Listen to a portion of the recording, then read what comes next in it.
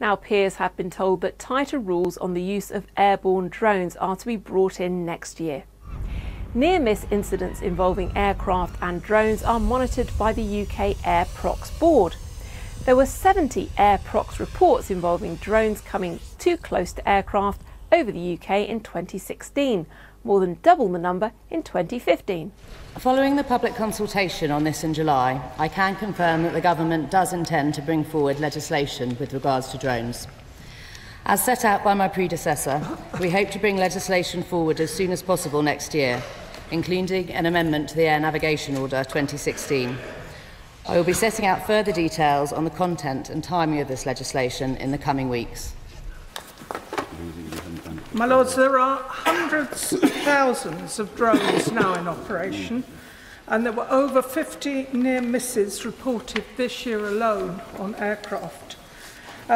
Is the Noble Baroness, the Minister, aware of the research by the British Airline Pilots Association which shows the risks and dangers of serious accident as a result of a drone strike? And does the Minister accept that the Government needs to develop a much greater sense of urgency in dealing with this serious problem that will lead to an accident if it is not controlled?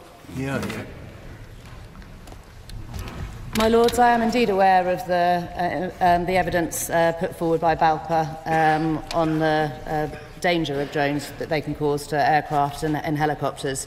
I do understand the need to move on this, and we are taking action. Since the consultation response, we have been assessing the best way to implement the legislation, which will include the registration of drones and leisure pilot tests. We're engaging internationally on developing the best practice for drone rules, and we're reviewing and exploring the other possible policies that we set out for further consideration. Could I ask, what is the Government's current assessment of the possibility of a drone being involved in a major incident, resulting in loss of life or serious injuries? And is the possibility of such a major incident becoming more or less likely as each day passes? My Lords, I'm aware that the expectation of an incident is high.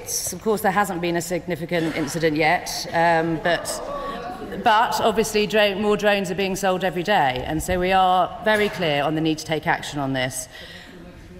We will be setting out as soon as we can the legislation, and as I say, in the next couple of weeks I will be able to write to Noble Lords and update them on this.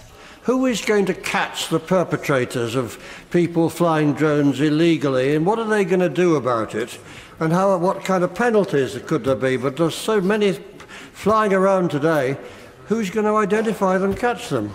I'm sure your Lordships will understand that it is sometimes a challenge to link an operator to a drone. We are trying to help address this by bringing forward a registration system, and we're also investigating electronic identification. For the legislation, we're looking at powers for the police to require the production of the registration ID and documents for drone users, also that they'll be able to require a drone user to land their drone, and also to search for and seize a drone when there's reasonable belief that a crime has taken place. And we very much hope that this will enable police to capture people who are misusing drones. That this legislation will cover other illegal uses of drones, such as the reports of drones being used to take illicit drugs into prisons. My Lords, we will be looking to expand police powers in the bill. I'm aware, of course, of the issue of smuggling illegal substances into prison, and they're working with the HM Prison and Probation Service to ensure that they are analysing drone use and acting upon it. And that's it from me for now.